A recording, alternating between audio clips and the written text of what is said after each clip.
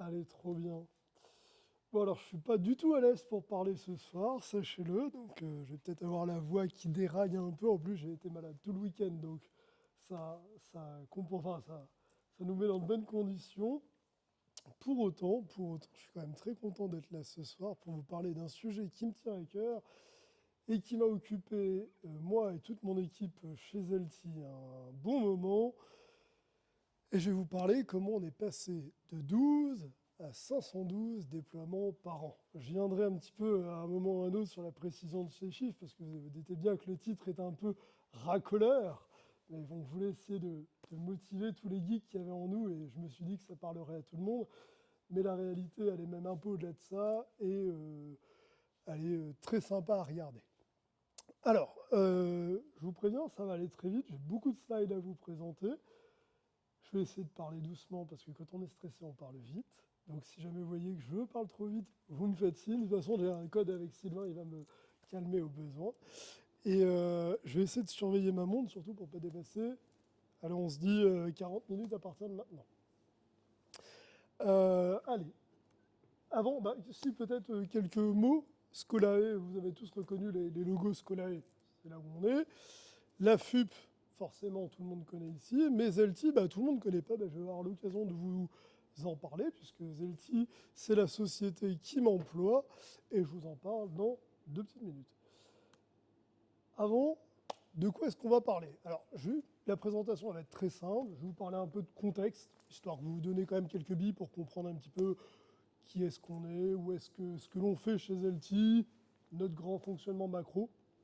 Il n'y aura pas de code, désolé, pas aujourd'hui, mais je serais ravi de vous partager du code plus tard sur GitHub si vous voulez.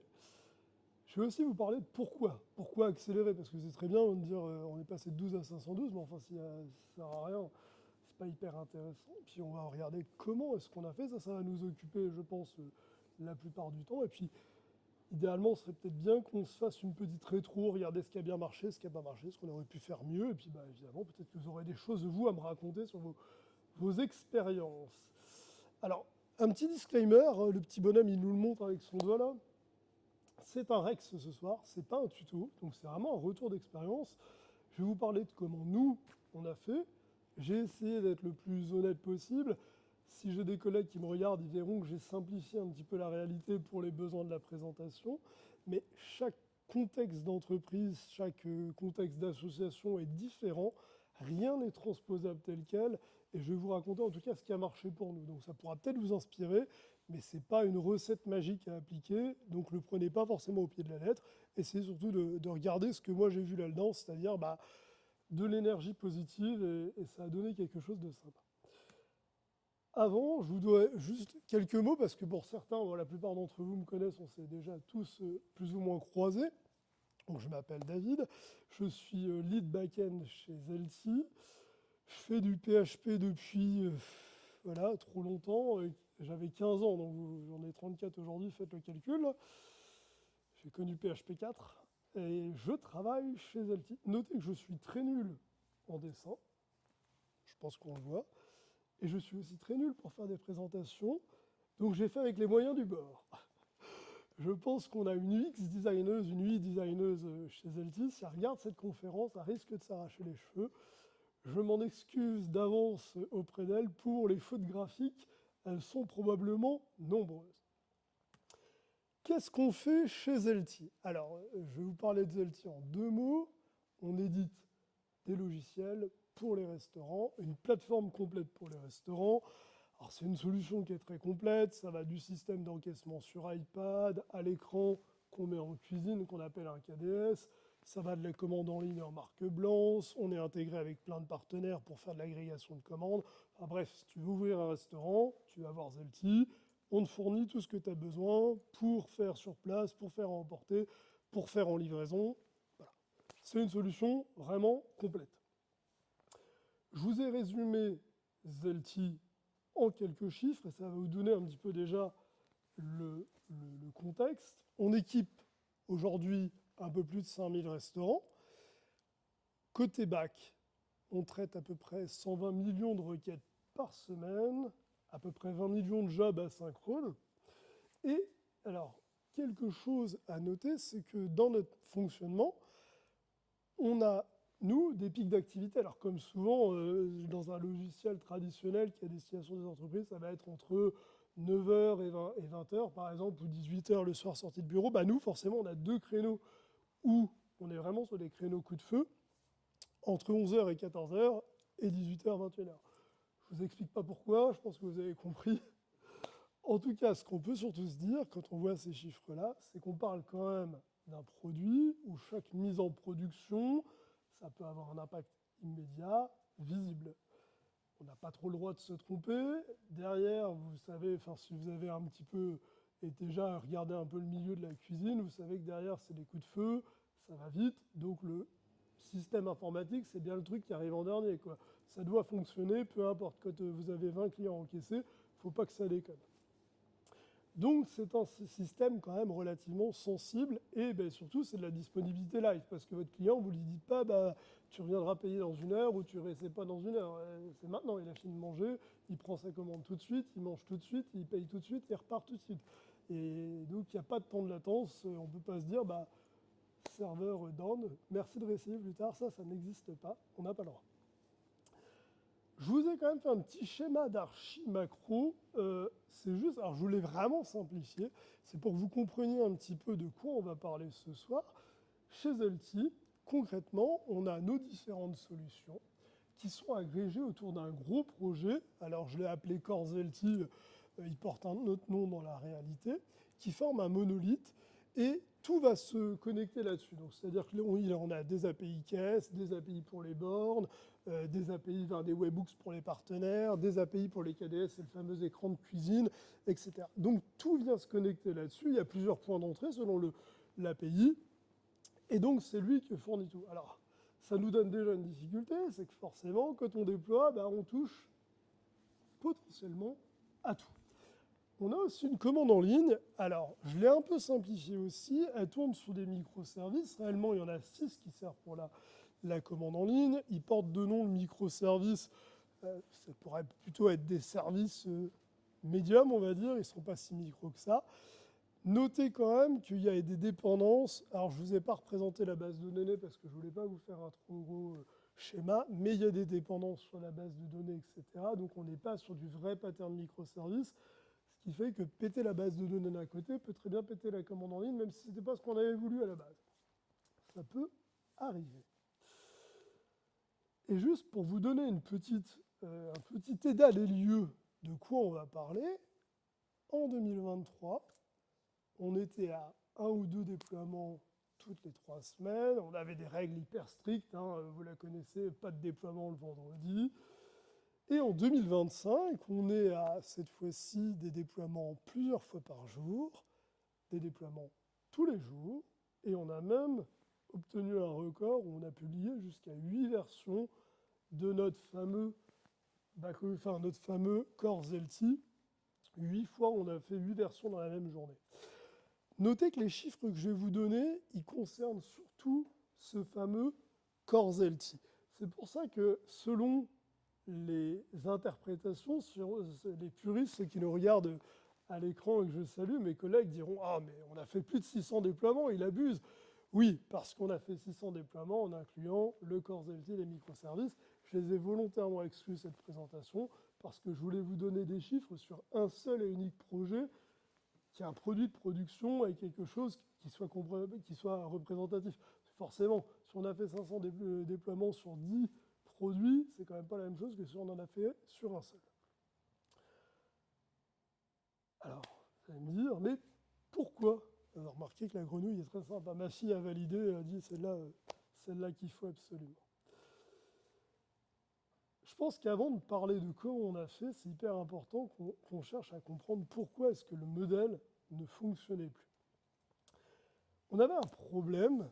C'était pas forcément la vitesse, c'était la friction. Je vais vous raconter un peu comment ça se passait, mais vous la connaissez tous, cette anecdote.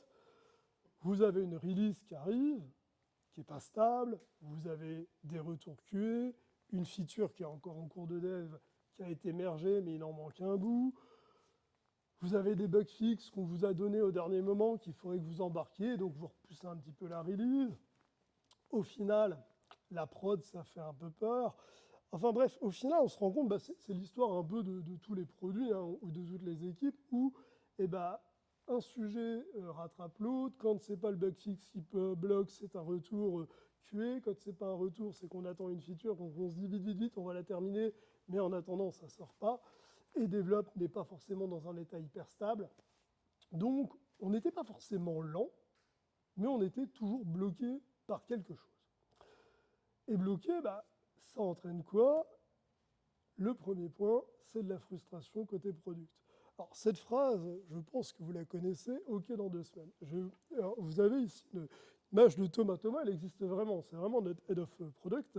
Je suis sûr qu'il nous regarde ce soir et il se reconnaîtra. Vous connaissez tous notre fameux copain du product qui vient s'asseoir à côté de vous au bureau, qui vous dit « Ah, j'ai une superbe idée, il me faudrait une petite modif API, il n'y en a vraiment pas pour longtemps, regarde, tu me fais juste ça. » Et là, tu lui dis « Ah oui, oui, ok.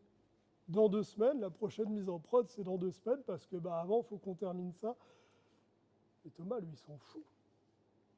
Thomas, lui, ce qu'il veut, c'est du time to market rapide. Il veut qu'on livre sa feature rapidement. Parce que s'il vient vous parler de ça, c'est que probablement il y a un commercial qui lui en a parlé et qui lui a dit moi, si tu me sors ça, je peux signer tel client.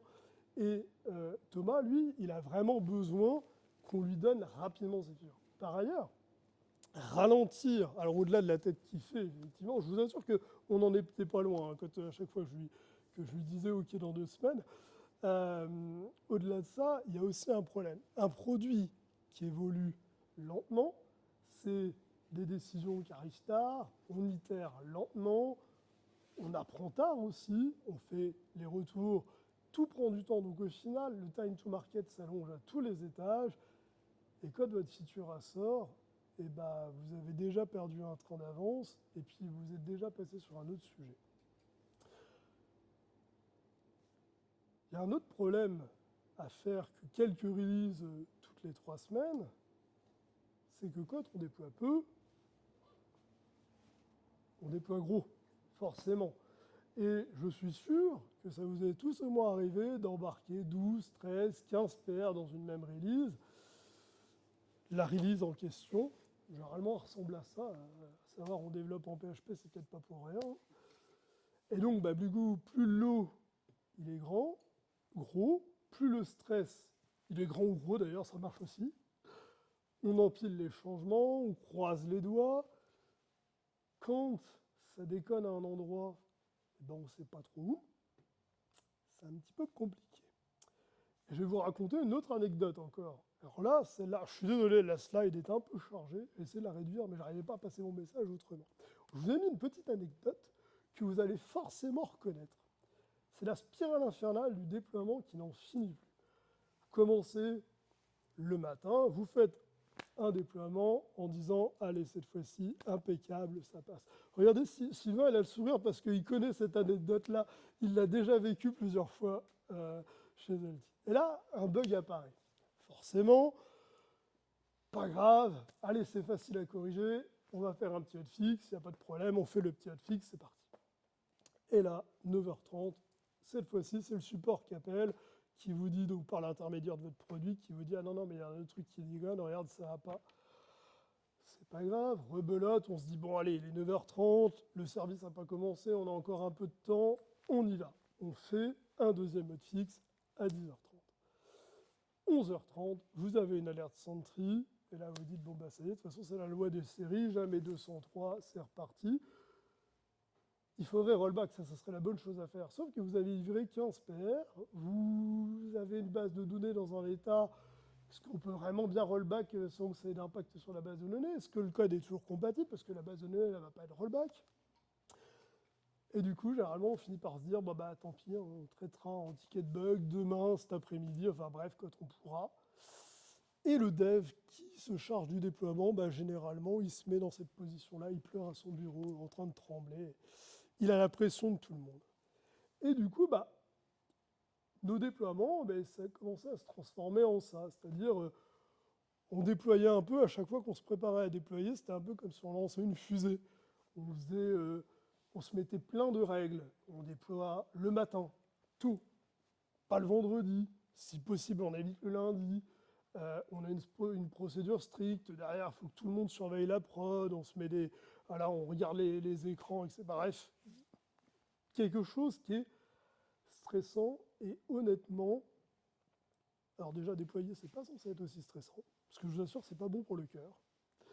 Et puis surtout, une production qui est anxiogène à ce point-là, ça empêche l'accélération. À chaque fois, au final, on passe des heures à préparer la production, à communiquer à tout le monde, une liste de changements interminable, tout le monde perd le fil, enfin bref, c'est infernal et c'est pas top.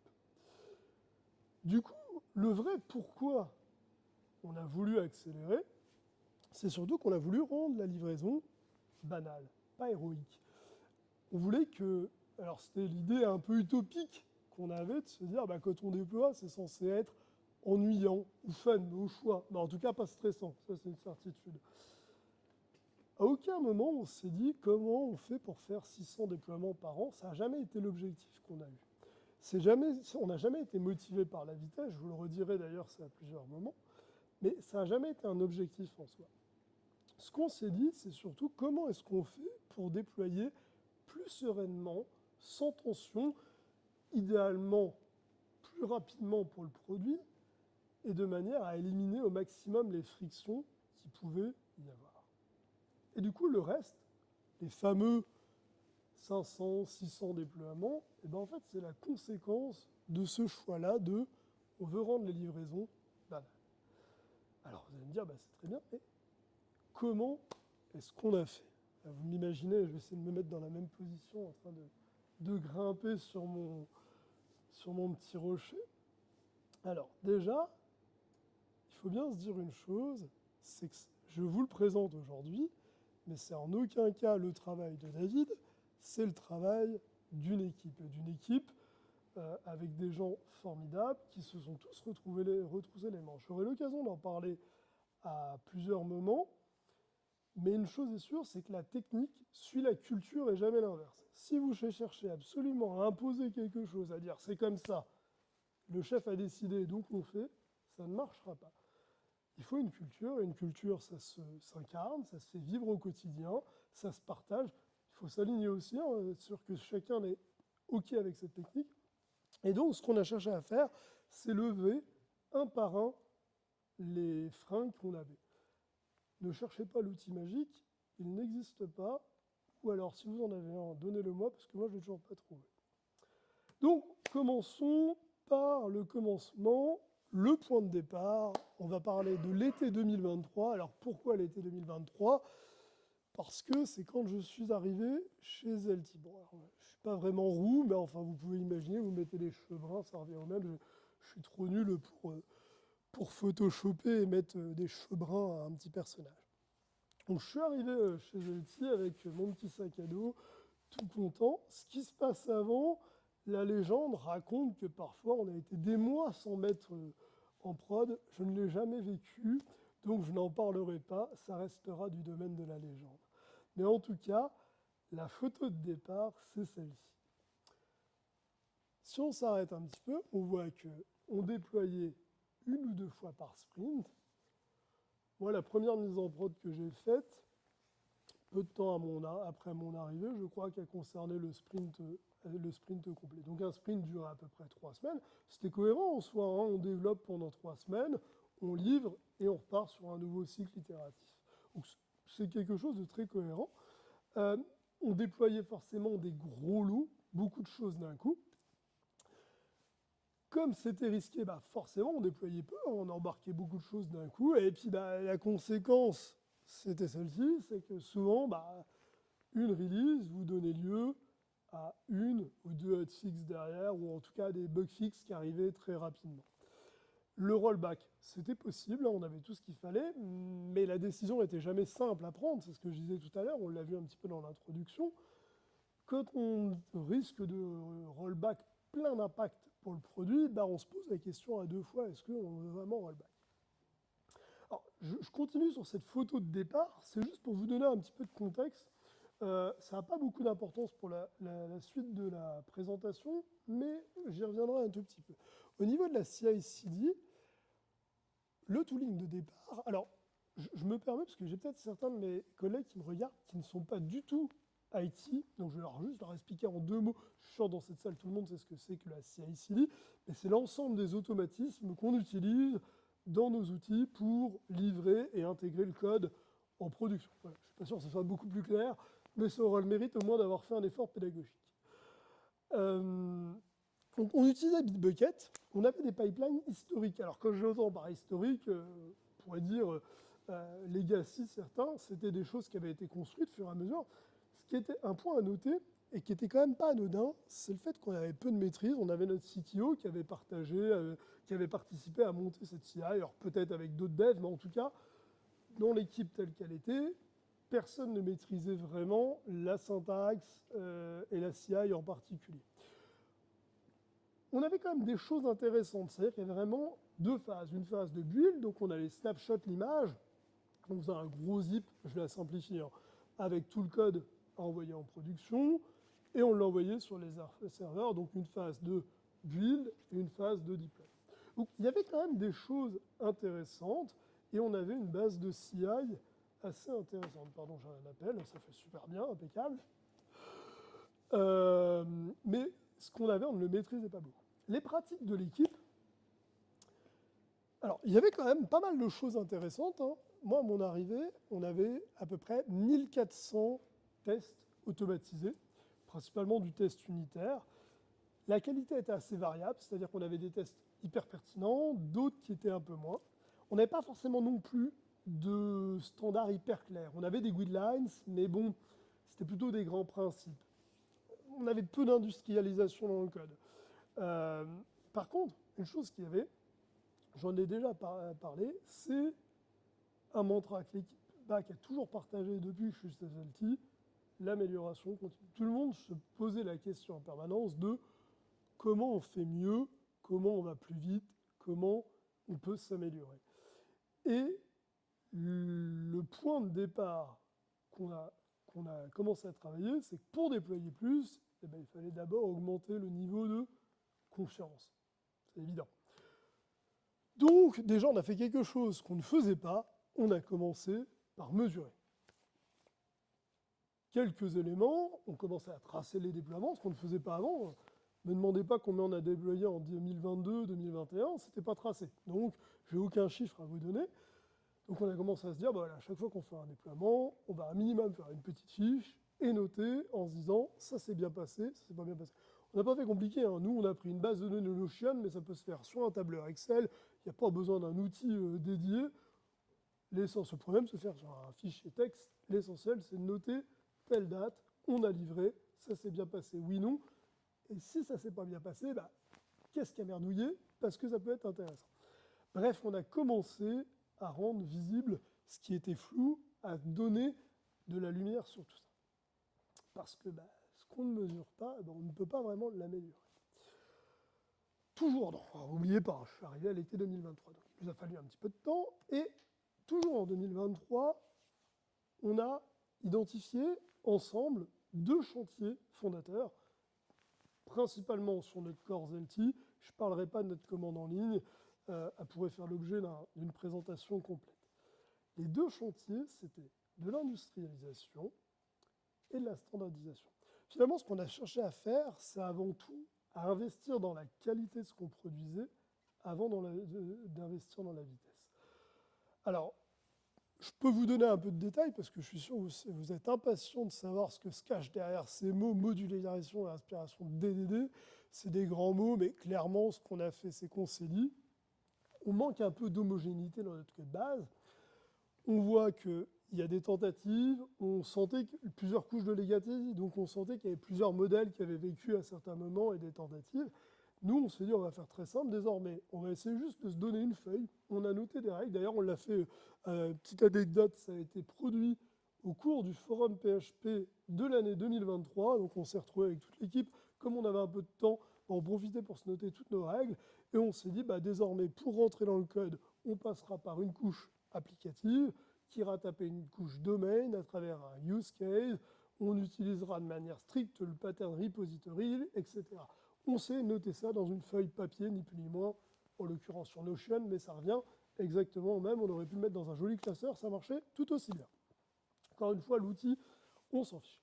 Et le deuxième point qu'on s'est mis, c'est on va essayer de standardiser nos tests, on va essayer d'améliorer un petit peu. Alors pour ça, je ne sais plus si c'est moi ou je crois que c'était moi qui avais proposé, mais n'importe quelle méthode aurait été la bonne.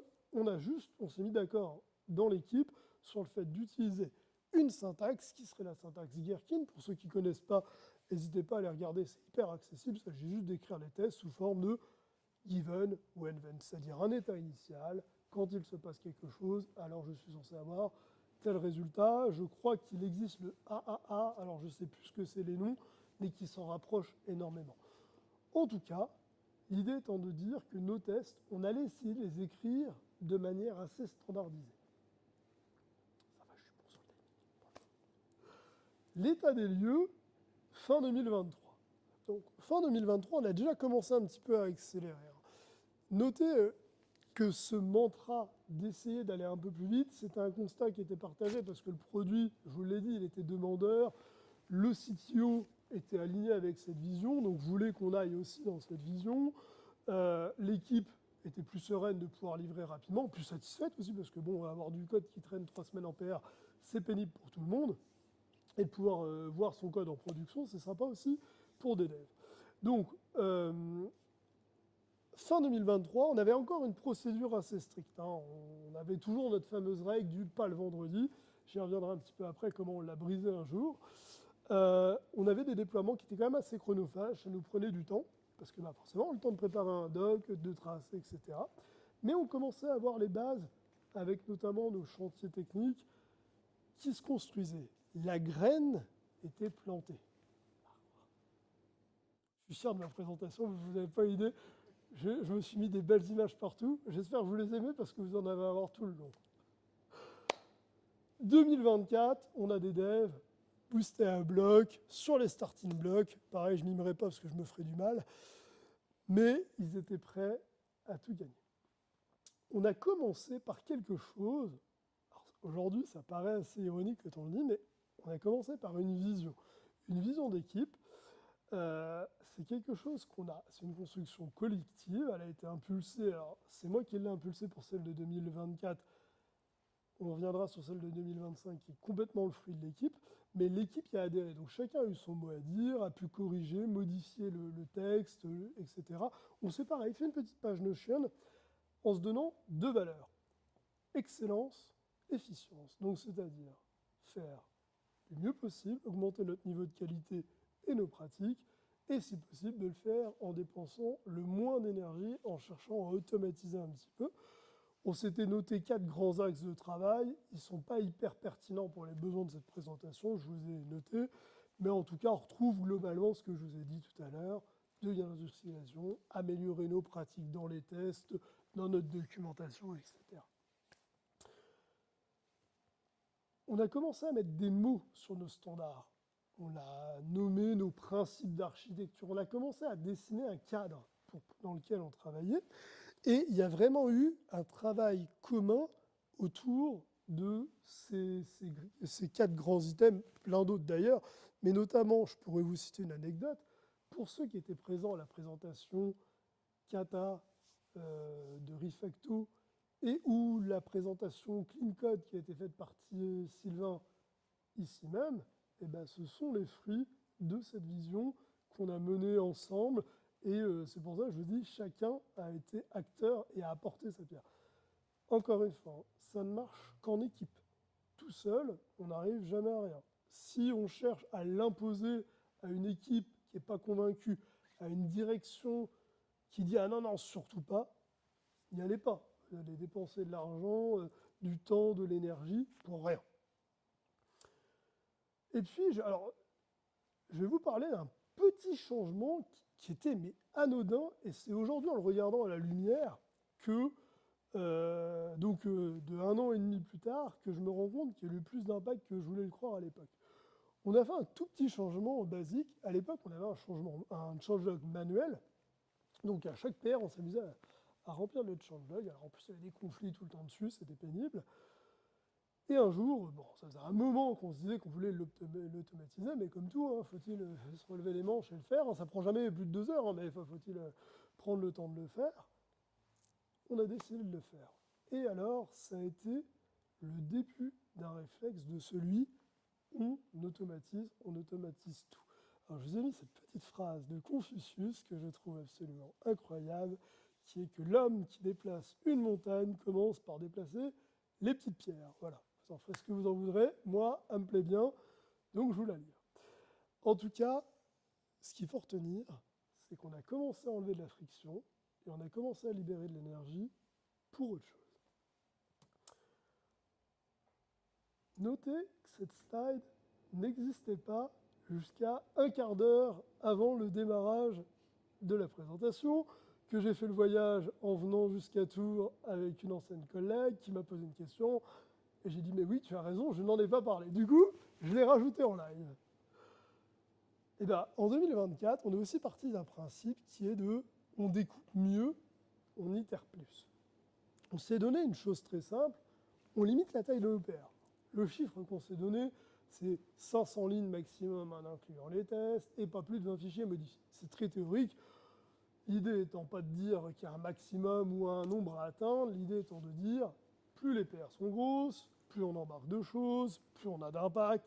Enfin bref, ce qu'on veut faire avec nos releases, commençons déjà par le faire avec nos PR et faisons des petites PR. Idéalement, si la PR a fait 50 lignes, eh ben c'est très bien, ça va vite à review, ça va vite à merger et tout le monde est content. On passe à la suite. On a aussi pris le parti de découper toutes nos features en sujets isolés. Je vous donne une anecdote qui date de vendredi dernier. J'ai une tâche à traiter, je l'ai découpée en 10. Je suis certain qu'on pouvait le faire en 3 paires si on voulait, mais j'ai isolé petit à petit. Les migrations de bases de données d'un côté, le code fiscal, identifier le code fiscal dans une autre, donc j'ai une paire qui fait 3 lignes, et j'ai vraiment essayé de découper pour limiter au maximum l'impact. Et surtout, on limite le scope des déploiements à un seul et unique sujet. C'est-à-dire qu'avant, on s'amusait à embarquer 3-4 features sur des pans de l'application complètement différents. Là, on s'est donné une règle, on essaye de déployer un seul et unique sujet à la fois. Les techniques d'un côté, les fonctionnels de l'autre, donc les dépendances, on va essayer de les isoler du reste. La feature A, on la met avec la feature A, la feature B avec la feature B, etc. On évite de mélanger les choux et les carottes, comme j'ai l'habitude de dire. On en a parlé, tester pour renforcer la confiance. En plus d'avoir standardisé notre syntaxe, on a essayé d'aller un peu plus loin dans les tests. On a voulu reconstruire un petit peu avec un principe de se dire, des tests unitaires, c'est bien, mais ce n'est pas suffisant. On va vraiment investir sur du test fonctionnel. Alors, les puristes en test me diraient « Ah oui, mais test fonctionnel, ça implique… » Alors, je le simplifie beaucoup. Chez nous, un test qu'on appelle fonctionnel, et d'ailleurs la définition pourrait largement être discutée, c'est surtout un test qui teste un comportement réel de l'application, sans mock, idéalement, c'est-à-dire on ne va pas venir justement bouffonner le truc qu'on veut cacher, parce que le but c'est de le faire exploser si ça pète. Donc Gherkin, toujours, hein, ça, on garde ça pour standardiser nos scénarios, et on a fait quelque chose d'hyper intéressant, on a changé de mantra. Avant, on regardait le code et les tests, on partait du principe que bah, le dev, il sait ce qu'il fait. Donc, désormais, on a fait l'inverse, on a regardé en priorité les tests et ensuite le code. Et on a vraiment capitalisé. Alors, les gars, au début, je pense qu'ils m'ont trouvé hyper chiant parce que j'arrêtais pas de faire des commentaires. Ah, mais regarde ton test, tu pourrais rajouter un petit arcère, ça frustre tout le monde, mais c'est comme ça qu'on apprend, et au final, on le fait 3 ou 4 fois, vu qu'on a des gens qui ont envie d'avancer, et du coup, les retours sont appliqués, compris, intégrés, et du coup, les tests dans leur globalité s'améliorent sur la codebase. Je vous ai parlé du déploiement du vendredi. Est-ce que vous voulez que je vous montre comment on a fait sauter nos déploiements le vendredi? Et comme ça. Un jour, j'ai pris une capture d'écran, parce que je me suis dit, de toute façon, ils ne vont jamais me croire. Un jour, j'ai envoyé un message, on était le 30 mai, ça devait être un jeudi, et j'ai envoyé un message aux gars en leur disant, écoutez, je vous propose qu'on déploie les vendredis, et j'ai argumenté mon choix en leur expliquant, voilà, C'est un choix volontaire, totalement assumé.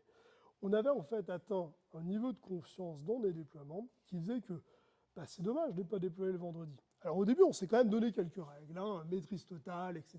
Bref, on n'a pas tout fait sauter non plus d'un coup comme ça. Mais en soi, si je voulais vous montrer ce message-là, c'est juste parce qu'il s'agit juste à la base d'une volonté. Soyons honnêtes, il n'y a pas de règle. Il n'y a pas un vilain monsieur qui va tomber dessus si vous déployez un vendredi. On ne le fait pas parce qu'on a peur de déployer le vendredi. Nulle part dans les manuels informatiques, vous avez écrit on ne déploie pas le vendredi. On se met tous cette règle parce qu'on n'a qu'une peur, c'est de devoir travailler le samedi à rattraper les conneries du vendredi. Mais une fois qu'on a suffisamment confiance en ce qu'on déploie le vendredi, eh ben, on peut déployer le vendredi. Donc nous, on a fait sauter cette règle comme ça, par un message.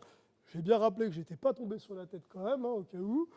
Et désormais, on déploie même le vendredi après-midi, parfois à 16h, 17h, ça ne nous pose plus aucun problème.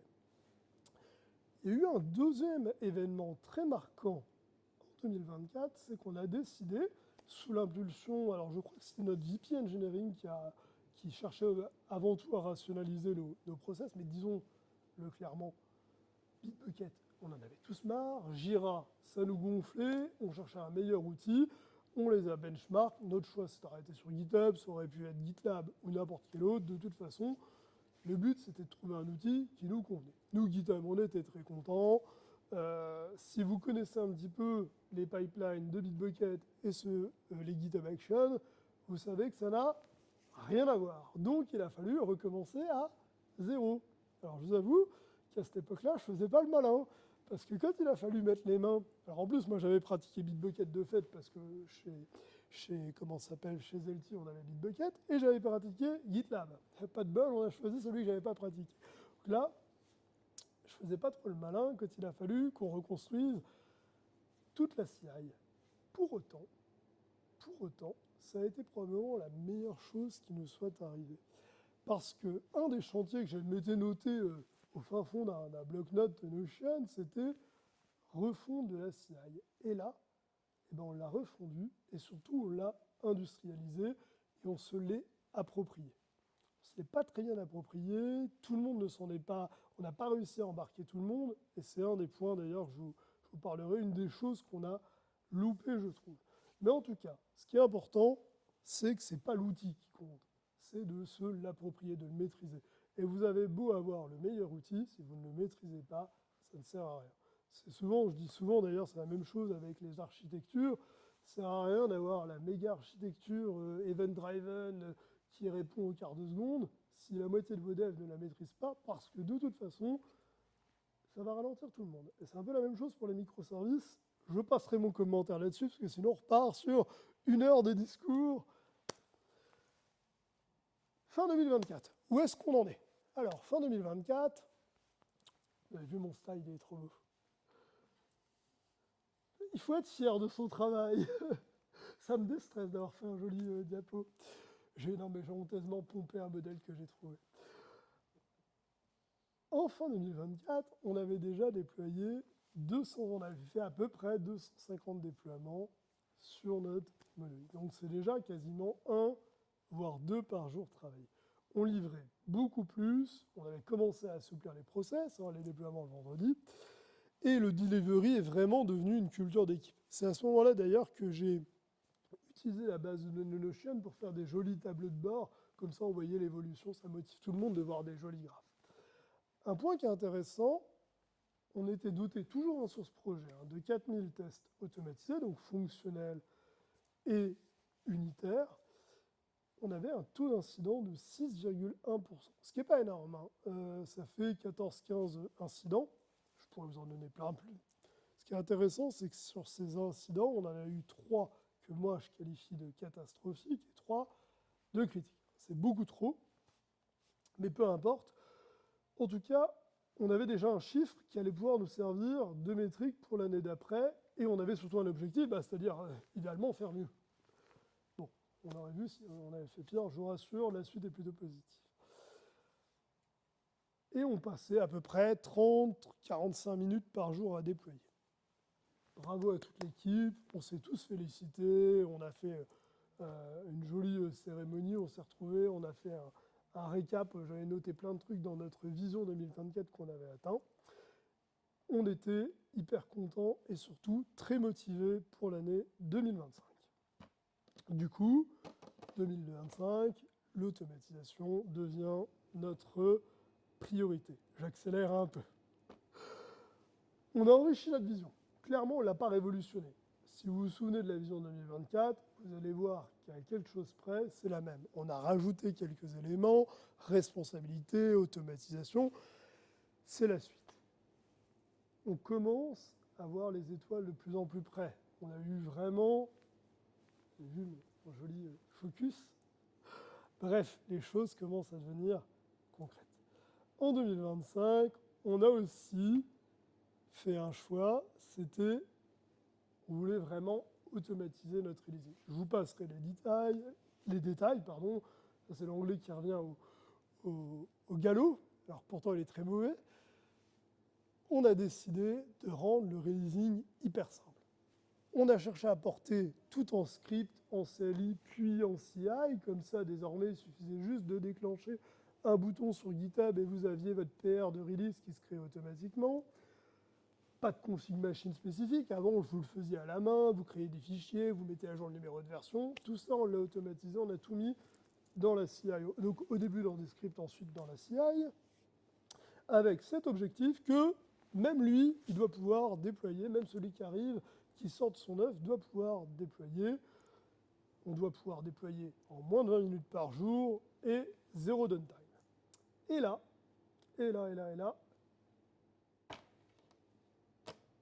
on a accueilli Pauline. Alors Pauline, je ne sais pas si elle nous regarde ce soir.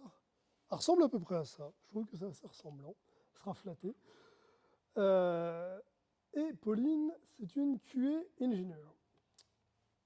Forcément, une QA, ça exige quoi? Ça exige des plans de test, de la validation et compagnie.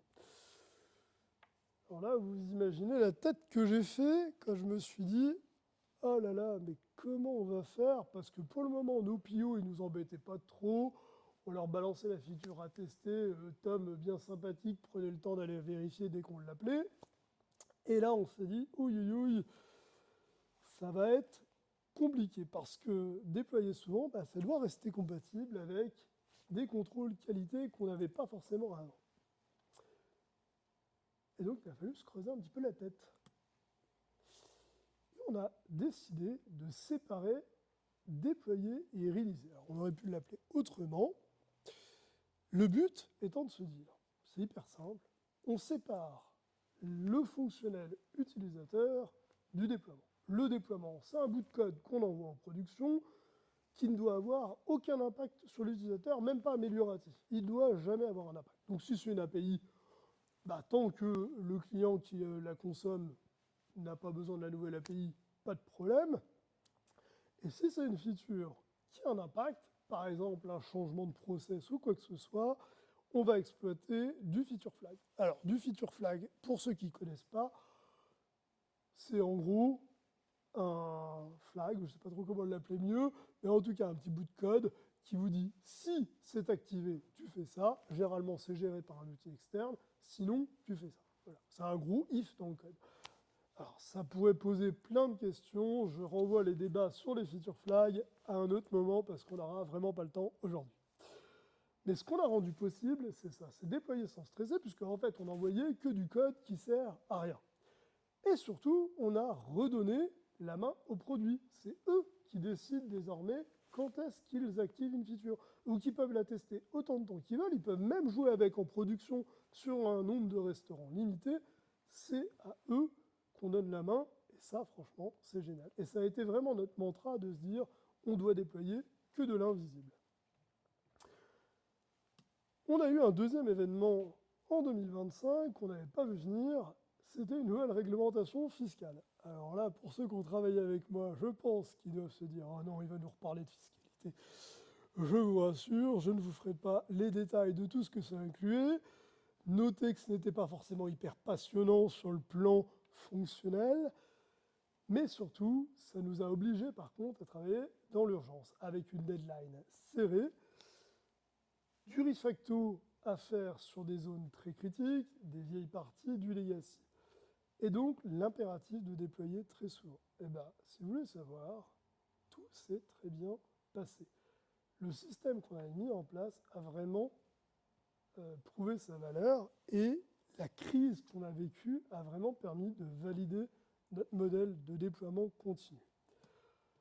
Du coup, en 2025, sur notre fameuse LT Core, on est à 500 déploiements réalisés, on est à 7000 tests automatisés, 2,4% d'incidents, VS nos 6,1 avant, donc on a déployé plus et on a moins d'échecs.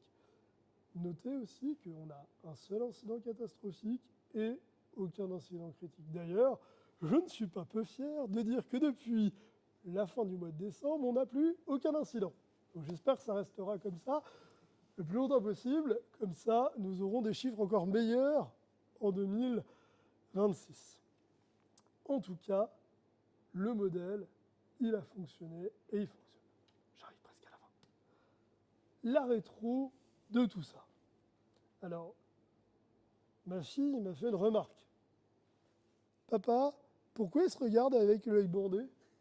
Moi, je ne l'avais pas vu. Donc, voilà. Parce que j'ai choisi le mauvais, que veux-tu? En tout cas, ce qui a réellement bien fonctionné, ce qu'on peut retenir, c'est qu'on n'a jamais cherché à accélérer. Forcément, la vitesse n'a jamais été un objectif en soi. Surtout, on a levé les freins un par un. On a cherché avant tout à augmenter la qualité, on a standardisé, on a rendu observable et surtout, on a partagé une vision commune. Alors, quand je dis commune, c'est équipe back, équipe produit, les autres équipes, parce qu'il fallait les pauvres qui nous suivent, la direction, le CTO. S'il y a le moindre désalignement là-dedans, arrêtez tout de suite, vous allez perdre votre temps. Et une chose est sûre, c'est que sans confiance, on peut automatiser tout ce qu'on veut, on peut accélérer tout ce qu'on veut, enfin on va juste accélérer le chaos. Donc on travaille d'abord à séréniser, à augmenter la confiance, à supprimer la friction et le stress, et ensuite la vitesse, elle vient naturellement. Ce qu'on aurait pu faire mieux, parce qu'il faut quand même être honnête, c'est un peu la tête que je fais, et ben c'est qu'on a quand même, au début, un peu trop centralisé, où je me suis retrouvé à prendre trop de place dans ce process. Je le regrette. Et c'est aujourd'hui quelque chose qu'on a corrigé, puisqu'en 2026, je ne déploie presque plus. J'ai refait laisser la main à l'équipe, et ça, c'est trop bien. On a parfois été trop vite. Je ne vais pas vous dire qu'on n'a jamais eu d'incident. On est tombé, on a bloqué la base de données de prod. Ça nous est arrivé. On a eu du downtime, là on ne voulait pas en avoir, mais on a appris. Je pourrais aussi vous parler de tout ce qu'on a mis en place pour réduire, pour augmenter notre niveau de confiance. Désormais, on a de l'IA à tous les niveaux pour nous aider et apporter un regard externe. Malheureusement, je n'aurai pas le temps. Mais en tout cas, on est tombé, on a trébuché et on est toujours relevé. Il y a un moment, on s'est même dit, oh là là, est-ce qu'on ne va pas trop vite? Et demandez assez loin. On avait les miquettes de déployer. On s'est dit, est-ce qu'on n'est pas en train de jouer avec le feu?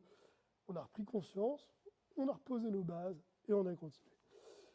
Et parfois, on a négligé la montée en compétences collectives. J'en ai parlé un petit peu sur la CI. Je m'en veux, je n'ai pas réussi suffisamment à accrocher l'équipe avec moi. Donc du coup, par un moment, j'étais le seul à maîtriser la CI. Pareil, on l'a corrigé. Et c'est important que tout le monde dans l'équipe maîtrise le bagage technique. Les leçons qu'on peut en tirer, je vous promets, c'est la dernière slide. Croire que l'outil suffit, c'est une erreur et c'est une fausse bonne idée. Il n'y a pas d'outil magique. Alors si vous en avez un, encore une fois, partagez-le-moi. Accélérer sur des zones non testées, accélérer là où on n'a pas de visibilité, n'y allez surtout pas, c'est le meilleur moyen de se péter les dents. Et puis négliger la fameuse coopération tech and product, c'est pareil, c'est le meilleur moyen d'amener de la friction. Ce qui nous a vraiment réussi, c'est que, je répète encore une fois cet alignement, mais même l'arrivée de notre QA aurait pu nous remettre en cause notre modèle. On a travaillé avec des gens en cherchant toujours à se dépasser, à avoir cette amélioration continue en disant « Ok, on a un blocage, comment on le résout en restant pas stuck dessus ?» Et c'est comme ça qu'on a trouvé nos solutions. Mais je le rappelle, chaque contexte est différent. Ne prenez pas tout ça pour argent comptant. À vous la parole. Est-ce qu'il y a des questions? Est-ce que j'ai respecté mes 40 minutes? Un peu trop. Presque pas. Des questions? Je vous laisse sans voix. C'est l'effet que je fais généralement. Sébastien, je te laisse la suite, sauf si... Ah, Au niveau de la libre de test Gherkin, vous utilisez du PHP-Unit ou Panther ou des choses comme ça? ouais. Alors je crois qu'il faut répéter les questions pour la presse. La question étant, est-ce qu'au niveau de Gherkin, on utilise PHP-Unit ou une autre librairie? Bah oui, on utilise PHP-Unit. On se met 3 petits commentaires, given, when, then, et on structure de test. Honnêtement, on peut utiliser n'importe quoi. Il existe des super libres pour le faire. D'ailleurs, une que j'aimerais toujours tester, mais je ne suis pas sûr qu'elle ait une implémentation PHP, c'est Cucumber. Il y a des choses trop bien à faire. Nous, on est resté classique, PHP Unit, ça marche bien. Notez qu'on a un PHP Unit 12.5, et donc on est à jour, bientôt en 13. Petit clin Au d'œil. niveau des temps de test, du coup, j'ai vu qu'il y avait pas mal d'augmentation de tests, ce qui est top. Du coup, je suppose de la couverture, même si couverture ne veut pas dire forcément qualité. Est-ce que tu as vu du coup un temps trop long d'exécution des tests, du coup un ralentissement dans les équipes de dev parce qu'ils relançaient tous les tests à chaque fois? Je ne sais pas comment vous avez pu pallier à ça si c'était le cas. Ouais. Alors, finalement, si je résume la question, tu me dis si je la résume bien, quel a été l'impact de l'augmentation du nombre de tests sur la vitesse des développements, d'exécution des pipelines, etc. Eh bien alors, déjà, je vais essayer de faire une réponse courte à ça. Oui, ça a eu un impact. Déjà, pour commencer, on écrit beaucoup plus aujourd'hui de tests que de code en production. Pour une ligne de code, on écrit quasiment 5 lignes de tests. Donc, j'ai ouvert ce matin une PR, j'avais 10 lignes de code de production, 400 lignes de tests. On écrit beaucoup plus de tests. Pour autant, on écrit maintenant avec l'IA, donc on va très vite. Ça, c'est un bon point. Note aussi qu'effectivement, on s'est retrouvé à un moment où exécuter tous nos tests, ça demandait du temps. Bah, qu'est-ce qu'on a fait?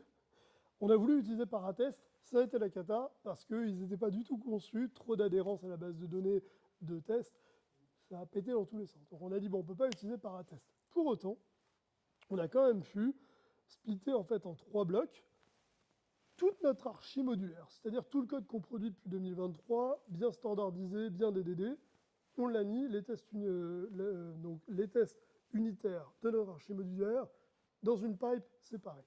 Une deuxième, on a fait tourner tous nos tests purement fonctionnels, et une troisième, tout le reste. Donc déjà, on a divisé par 3. Aujourd'hui, faire tourner tous nos tests, c'est à peu près 3 minutes, puisque quand ils sont parallélisés, et ça tourne à chaque PR, chaque commit sur chaque PR, avant de merger, etc. Donc ça tourne des centaines et des centaines de fois par jour. La couverture de test, je peux t'en parler un petit peu. Elle n'a pas augmenté de manière imaginable. Une chose est sûre, sur toute notre archi modulaire, on est à 100%. C'est pas vrai, on doit être à 95%. Mais ce qui compte, c'est que un même code est testé à travers plein de scénarios différents. Donc on cherche surtout à couvrir tous les scénarios plutôt que de couvrir les lignes de code. Il nous reste encore des pans de l'application qui ne sont pas testés, mais en fait on ne veut pas investir dessus puisque la plupart va être décommissionnée. Par contre, on a un mantra, c'est que dès qu'on touche à une partie de l'application qui n'est pas testée, avant d'y toucher, on la teste. Du coup, on est quand même passé de 40% à presque 67, je crois, dernièrement, la dernière fois que j'ai regardé, de code couvert. Il nous reste quand même 30% qui n'est pas forcément bien couvert. Mais qui n'est pas un problème puisqu'on n'y touche pas. Je ne sais pas si ça répond à la question. Si, merci. Là, vous avez réussi à passer de 40 minutes de déploiement par jour à 20 minutes. Qu'est-ce qui a permis de gagner du temps? On a, alors pardon, je répète la question, histoire d'être sûr que tout le monde a entendu. Comment on est passé, enfin qu'est-ce qui a permis de diminuer le temps de déploiement? On a tout automatisé. Aujourd'hui, alors je vais même vous livrer une live info. Donc, quand je vous parle d'automatiser, c'est que désormais, en 3 caractères sur une ligne de commande, je crée une release, je la merge juste avec un bouton sur GitHub et ça balance tout en prod. On n'en parle plus. Donc, d'un point de vue action manuelle, il n'y a plus rien à faire. On a des jolis scripts CI. Mais alors, même mieux, On a Sylvain Vélédic, nous a sorti, certains chez Zelty n'ont pas encore vu, un Zelty Toolkit. Il nous a fait un plugin dans notre IDE, donc JetBrains, qui vient s'intégrer dans l'IDE, et on n'a plus qu'un bouton à cliquer, créer une version, déployer. C'est magique. Donc en fait, on automatise, et tout ce qui était chronophage, dès qu'on identifie une tâche chronophage, on essaye de voir comment on peut l'automatiser, si on ne peut pas y rajouter un petit truc, et idéalement, si on peut le faire sur la pipe, c'est encore mieux, comme ça il n'y a pas besoin de config machine spécifique.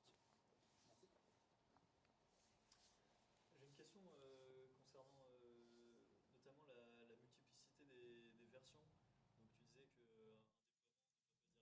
Comment vous faites en sorte que toutes ces versions restent compatibles, notamment avec la base de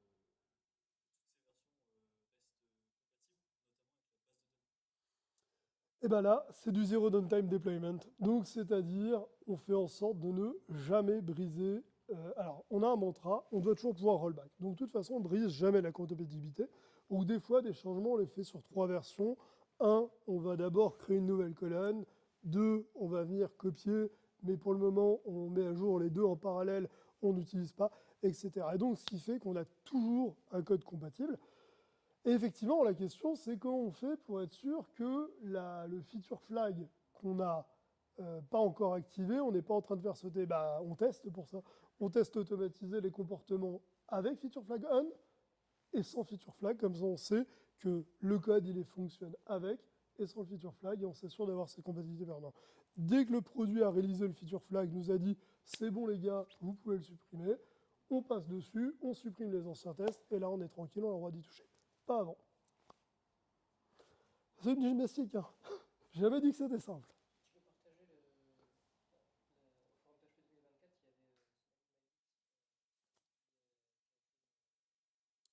Ouais. le runtime deployment qui parle justement de tous ces principes-là. Exactement. Pour répéter ce que Sylvain dit pour YouTube, effectivement, une conférence qui nous a beaucoup inspiré, c'était au forum 2024, je crois, Sylvain. Une présentation. Alors, Smain, je ne sais plus son nom de famille. Bon, Smain, qui travaille chez Usign, qui nous a fait une super présentation sur le Zero Downtime Deployment, où justement, elle explique bien ces principes-là, comment ne jamais briser une version, etc. Ça a été aussi quelque chose qui nous a beaucoup inspiré. De toute façon, on s'est inspiré de plein de choses. On n'a pas inventé quoi que ce soit dans notre chapeau. Hein. C'est de la culture qu'on a fait vivre. Soit nous, en interne, où on s'est posé nos questions, mais aussi on a regardé ce qui se faisait ailleurs. On a agrégé ce qui nous paraissait le plus adapté pour notre contexte. J'ai une question en ligne du coup de Marc. Parmi les points que tu as cités, quel est celui qui a nécessité le moins d'efforts pour plus de résultats? Marc est un ami sympathique et très cher, que je remercie pour ses questions pièges, puisqu'il fait exprès à chaque fois de me saisir avec une question dont il sait que je n'ai pas préparé la réponse. Quel a été celui qui nous a apporté le plus de valeur? Eh bien, je ne sais pas. Honnêtement, à chaud, je ne sais pas. Je dirais que l'automatisation de notre changelog a été un très bon point de départ parce qu'il nous a surtout libéré de l'énergie pour continuer la suite. Après, si on veut être très pragmatique, c'est vraiment l'ensemble qui a apporté de la valeur. C'est-à-dire qu'on n'est pas passé d'une... Aujourd'hui, on a, je sais pas, 25, 30 fichiers de CI différents, mais on n'est pas passé de l'état A à l'état B d'un coup. Il y a eu plein d'étapes, on les a améliorées petit à petit. Donc vraiment, ça a été un processus itératif. Je salue Marc au passage.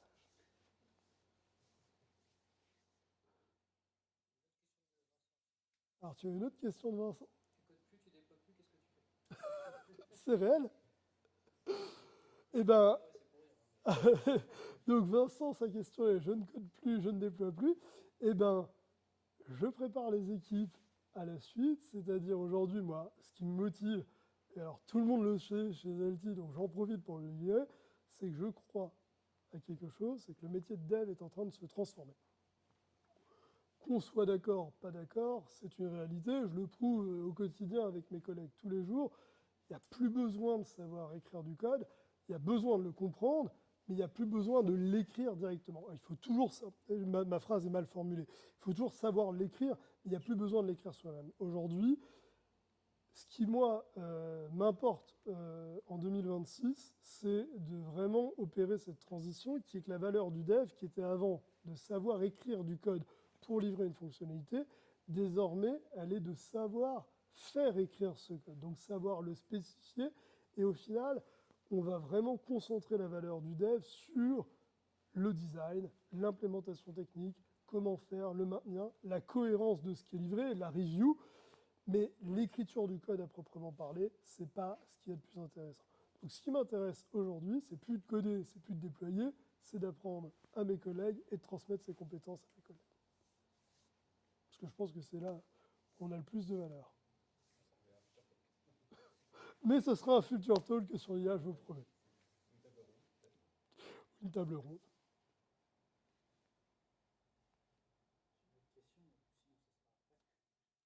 Allons-y gaiement, de toute façon, on en est. Je ne suis pas du tout stressé depuis tout à l'heure.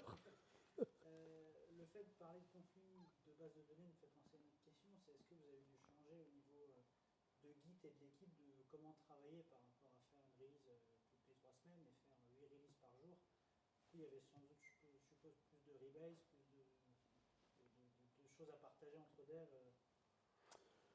Eh bien, alors la question, je vais essayer de la répéter pour YouTube, c'est quel a été l'impact de cette accélération au niveau du Git flow? Eh bien, au final, il a été très positif parce que, contrairement à ce qu'on pourrait imaginer, déployer très souvent, eh ben, c'est plutôt sain, puisque ta branche, alors nous, chez nous, on a 2 branches, production et développe.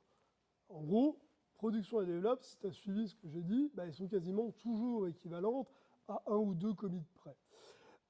Et ben au final, c'est très simple parce que chaque dev se maintient à jour avec develop. Develop est plus ou moins égal à la production à un delta d'un commit. Et vu que chacun se met en permanence à jour avec develop et que develop embarque tout, tout le monde est compatible en permanence. Alors qu'avant, tu avais des branches qui vivaient pendant 3 semaines où tu as plein de changements. Entre-temps, tu as mergé plein de trucs dans develop et c'est là où le rebase il fait mal. Alors que là, comme nous, on merge tout dans develop et que develop est tout le temps à jour, finalement, c'est que des petits changements. On a toujours des conflits, comme n'importe quel. On est aujourd'hui 4 à travailler de manière active sur le projet. Donc forcément, à 4, tu finis à un moment ou à un autre pour te marcher sur les pieds.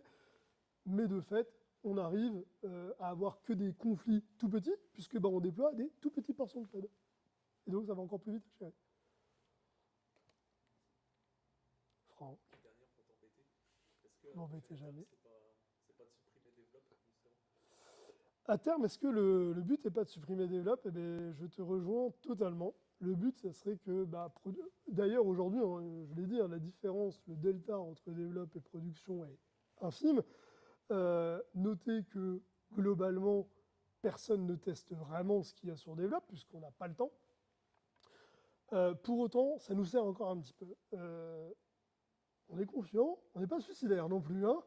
Donc, c'est-à-dire que sur certaines choses, on les laisse quand même tourner la nuit, parce qu'on sait qu'on a des jobs qui tournent la nuit, qui vont nous déclencher quelque chose. Par exemple, anecdote très réelle, hein, on a une mise à jour du SDK Notion à faire, on a une intégration Notion pour mettre une partie de notre base de données dans les bases de données Notion automatisées. Le SDK est mis à jour, pas censé y avoir de breaking change, j'ai corrigé les 2-3 petites choses qui posaient problème. Je t'avoue que je suis assez confiant de le laisser tourner une nuit en staging, histoire de voir si la base de données va bien se mettre à jour avant de l'envoyer en production. Mais à terme, idéalement, j'aimerais que tu merges un commit, ça parte sur prod et on y va. On va y aller step by step. Hein. Rome ne s'est pas construite en un jour. Voilà. Alors, juste un petit dernier mot. Chez Alti, sachez que on adore les talents. Qu'en 2026, on est en 2026, on va recruter des devs. Donc n'hésitez pas à aller regarder notre page Welcome to the Jungle. Vous me rencontrerez probablement. Et ça sera avec plaisir qu'on aura à étudier vos candidatures. Et on travaille trop bien. Plus le lead, il est trop sympa, vous savez pas. On est OK là, je pense, c'est bon, on a fait le tour. Merci à tous et puis merci à mes collègues qui ont pris le temps aussi de me regarder à distance.